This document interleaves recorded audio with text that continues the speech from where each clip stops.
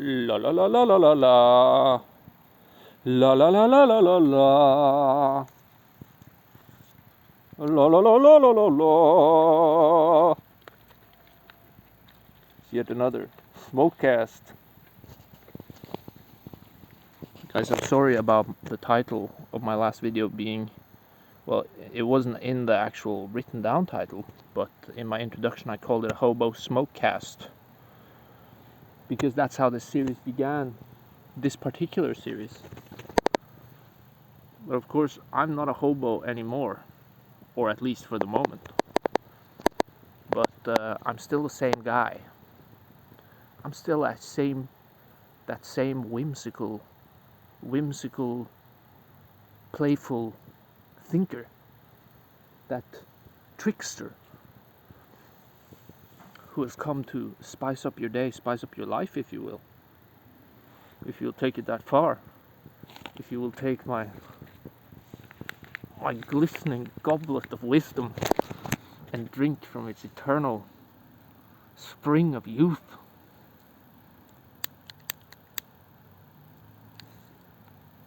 So, you want to make gold. You want to find infinite riches and inspiration.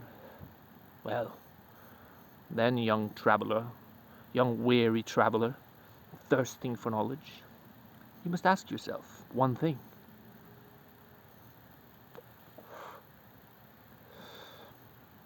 If doing is detached from qualification, then what becomes its value? Put more bluntly, if the enemy that we struggle against as philosophers is merely inertia, then that seems to imply that even evil action, even reprehensible action, has some sort of cosmic justification. The dark side of the Force, the amorality, the beyond good and evil of detached, artistic, broad strokes interpretations of the world. On a long enough time scale, everything will die anyways, or some things must die so others may live. I think perhaps for a religious person it would be easy to throw away such thoughts by saying, well, we lay it onto God to pass this judgment, and try not to question it in our living lives, knowing that we are still fallible. Of course, many religious people stray from the path because there's much more to faith than merely repeating the words, but that still does not invalidate its validity as a way of coping with the age-old question of why bad things have to happen when there are so many good things that could be happening instead. Or could they? You know, is every paradise contingent on a hell, on an inferno? This is where the axis, if you will, the dimension of time becomes important, because if paradise is eternal ecstasy, then there will be necessarily no change at all. It would just be another level of acclimatized baseline state of being. And so, insofar as we struggle to create our meanings or to fulfill our meanings, depending on whether you are fatalistic or deterministic, or a believer in true free will of the atomic individual thrown into Newtonian space, David Hume's billiard ball. There's many ways that you can choose to view life, although being honest with yourself, this is also context dependent. The way that you relate to different people differently based on your relationship with them. And so, insofar as we are attempting to draw some sort of useful conclusion from the application of philosophy in real life, we must be wary of any type of doctrinal thinking, while at the same time counterbalancing with knowing that the categorical rejection of doctrinal thinking is in itself a doctrine. Hence why I use the word heuristic so much, because it seems to lend itself to a lighter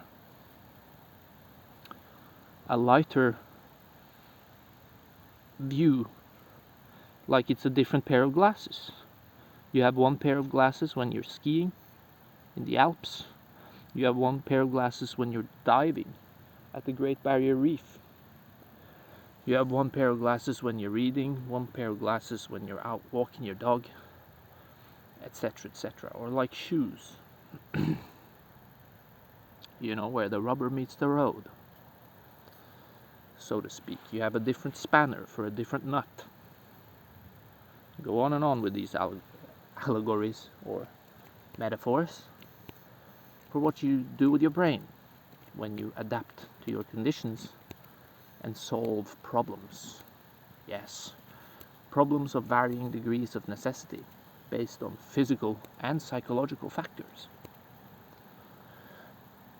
And so you might say, oh, looky here, Mr. SMOKECAST man has become some sort of evolutionary determinist, demystifying life into causes and effects based on environments. But of course, this disregards the genealogy of environments altogether, although that might seem oxymoronic to say, because evolution is a theory of genealogy of organisms. It always predicates that there is an environment to begin with. Thus, the classical arguments for gods and creation and etc. becomes still philosophically relevant.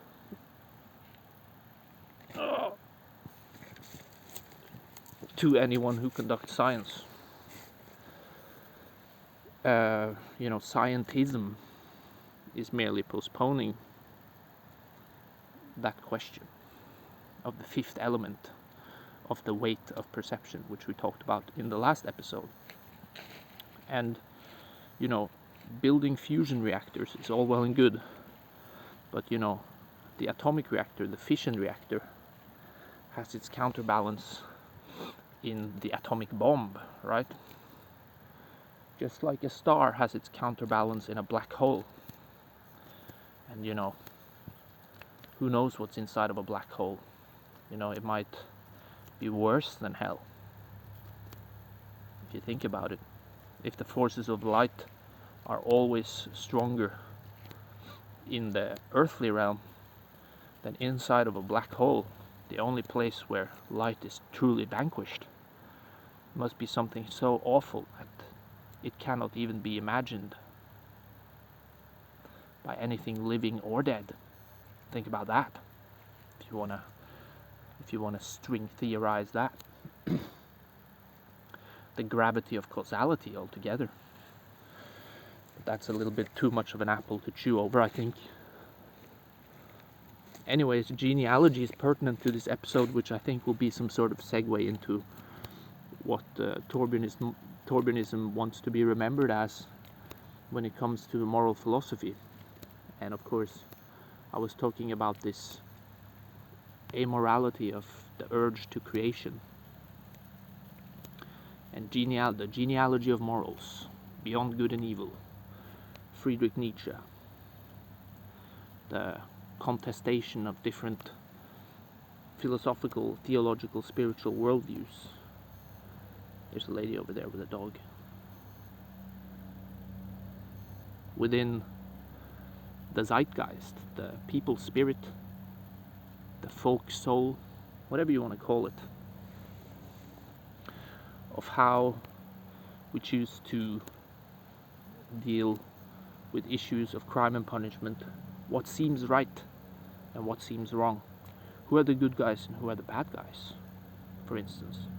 You know, how shall punishment be justly distributed in the mortal realm, in society? You know, that's how philosophy trickles down into politics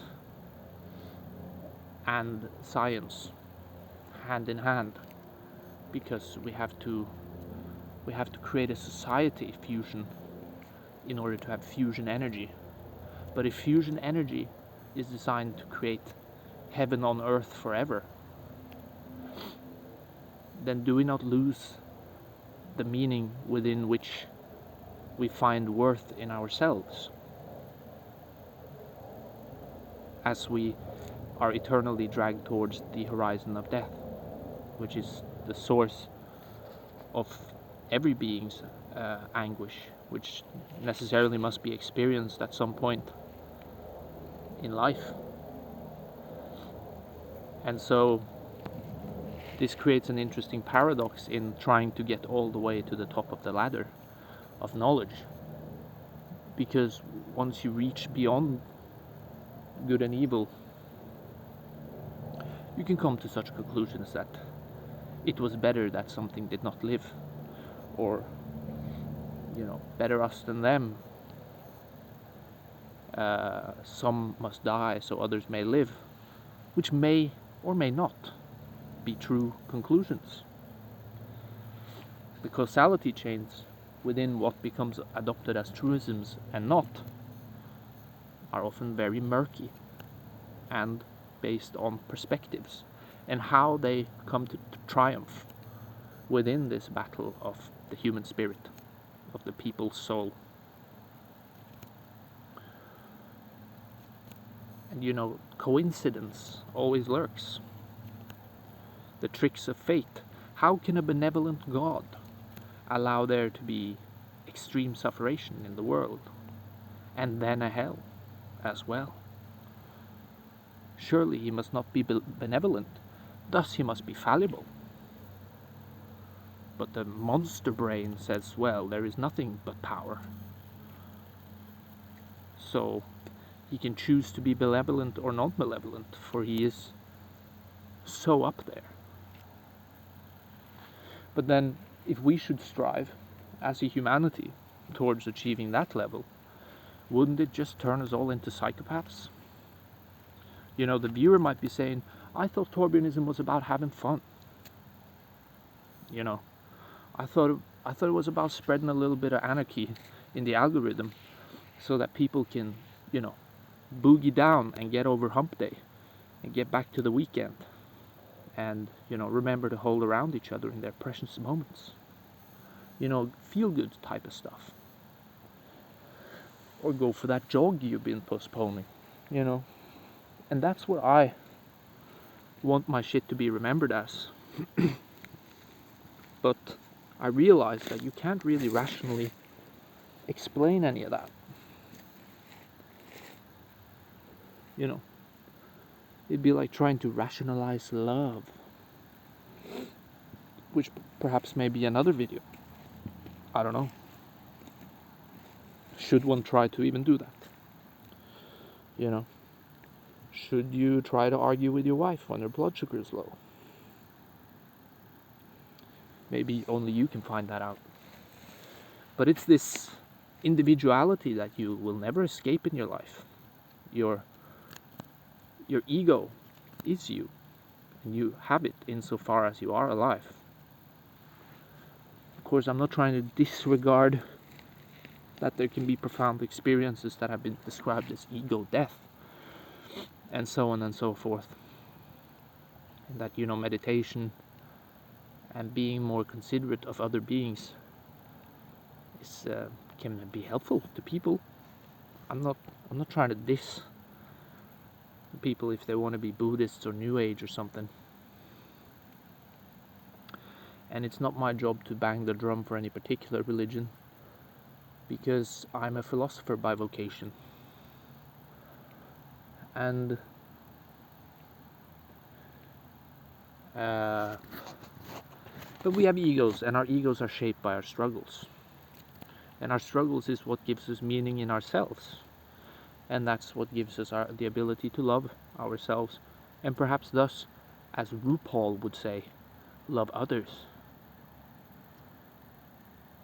And then find, through that individuality, a sense of community, which then becomes a legacy, and thus a truism that transcends time, at least for a moment, depending on what perspective you choose to take in your measurement of time.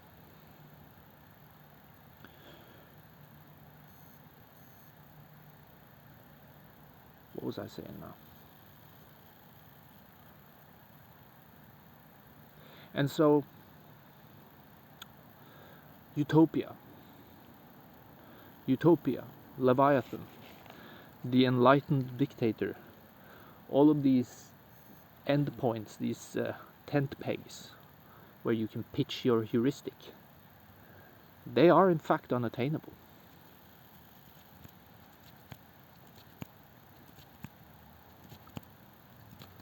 You know, any attempt at the enlightened dictator has ended with chaos upon the death of the dictator. Any attempt of utopia, oh, there's a squirrel.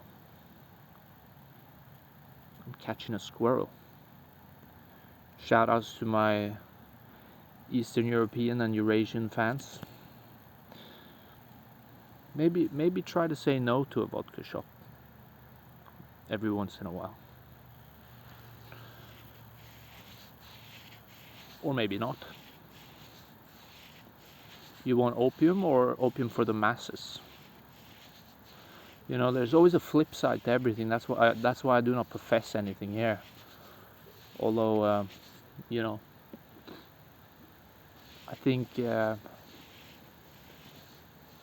know, religion-wise, that's not for me to speak on here on the channel, or in this video. Maybe in another video.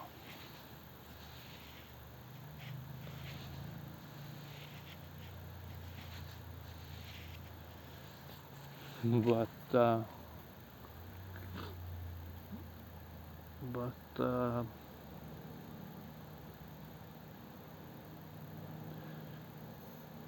that still doesn't mean we shouldn't try to create cool things, Elon Musk. Like fusion, you know, you shoot lasers at each other, and the lasers become super lasers. You know, it's not rocket science. It's fusion energy, alright? Just do it, alright? There's money to be made here.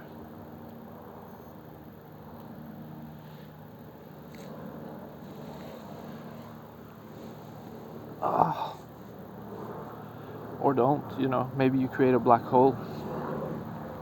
Maybe the whole world gets sucked into a black hole. Or is that even a causal possibility?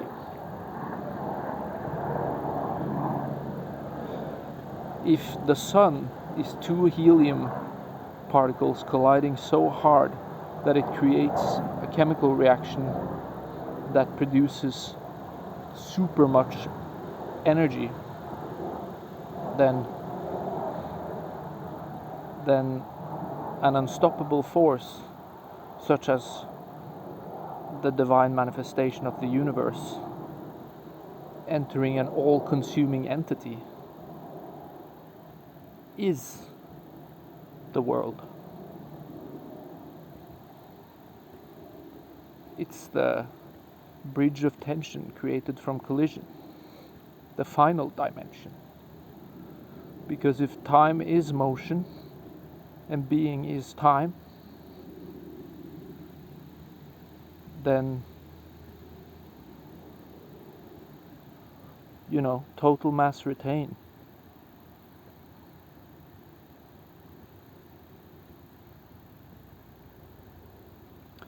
Have any of you guys listened to the band Yes?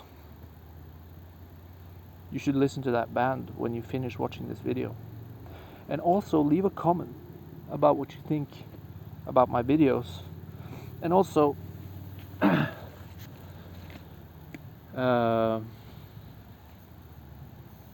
look at how beautiful this forest is.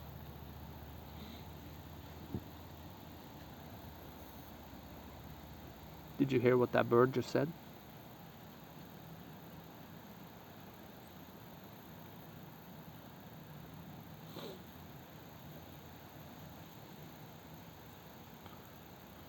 He said something. Ugh. Or nothing. Alright, I'm running out of shit here, but hope you got something out of this video. Stay tuned to my SMOKECAST. Watch my shorts as well. Eat my shorts. And as always, when I leave you now, I'm gonna have my final cigarette. Fuck. Ah, there we go. I dropped another F-bomb in the long forms. We get memory hold by the algorithm. Oh well. At least now it's out there. Guys, smoke them if you got them. Peace.